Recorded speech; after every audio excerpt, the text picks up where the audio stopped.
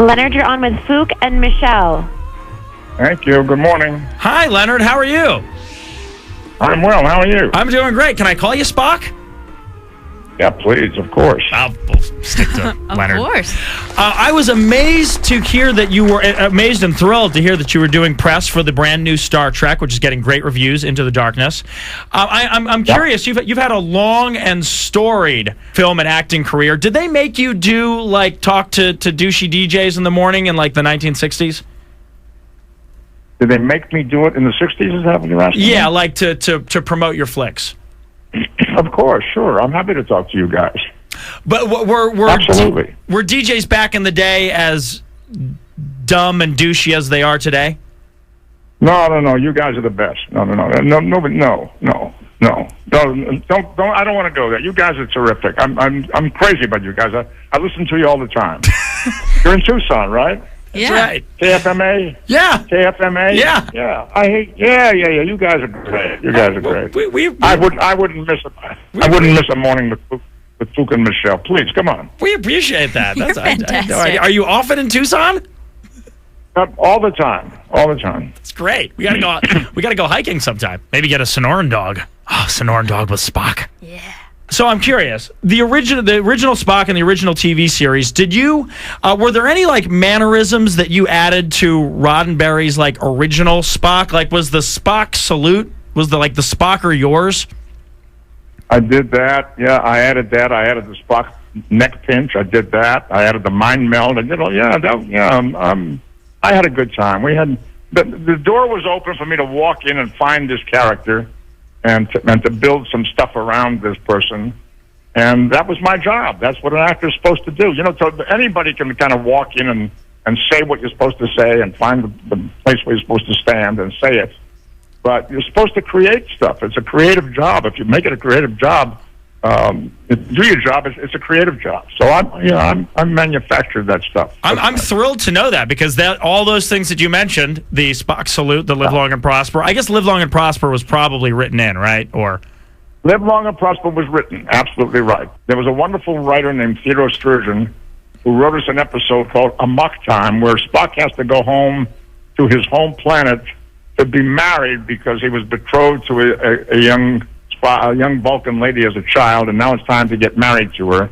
And we go to the planet where Spock is supposed to get married, and that's where the words "Live Long and Prosper" was spoken for the first time. Theodore Sturgeon wrote a wonderful script. Yeah, and the Spock neck pinch came because there was a scene in one of the episodes where I'm supposed to come up behind a guy and hit him over the head with the butt of my phaser.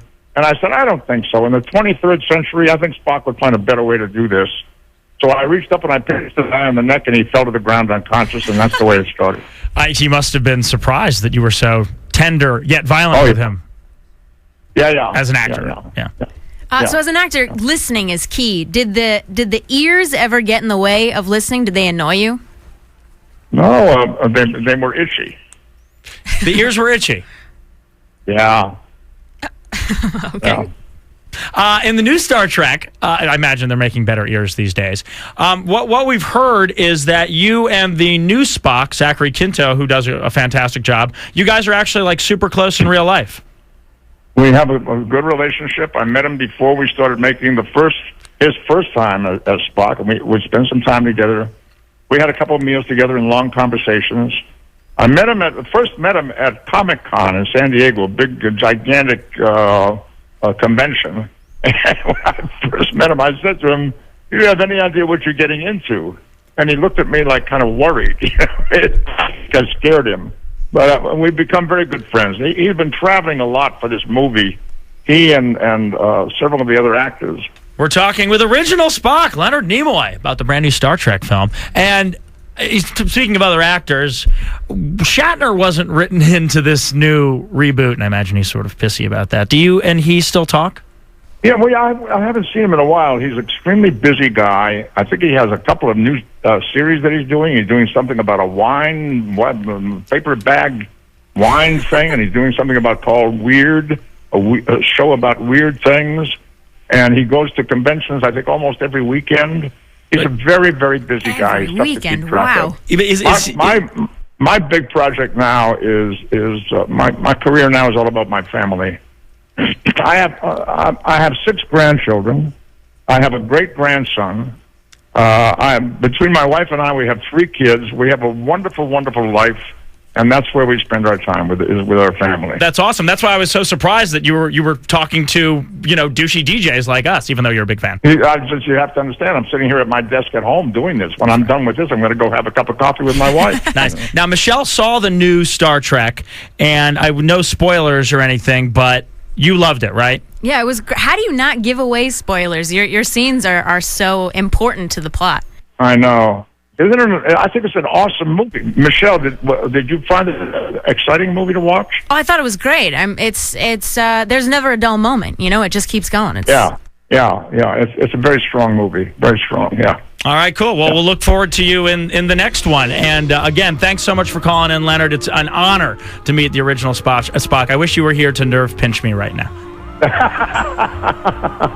I'll do the next best thing. Live long and prosper.